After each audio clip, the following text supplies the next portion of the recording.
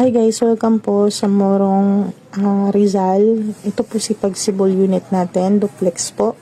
Rent to own po ito, no down payment, no equity. Kung nakikita niyo po, siya po ay duplex house. Pagpasok niyo po, naka-tiles na. Naka-vinyl na din po, naka-kesame na.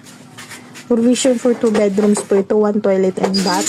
Ayan po, may mga sockets na po tayong naka-ready na. Then yung installation ng aircon po, hindi na po kayo magpapabutas, meron na rin po. Ito po ang actual turnover po ni Pagsibol po.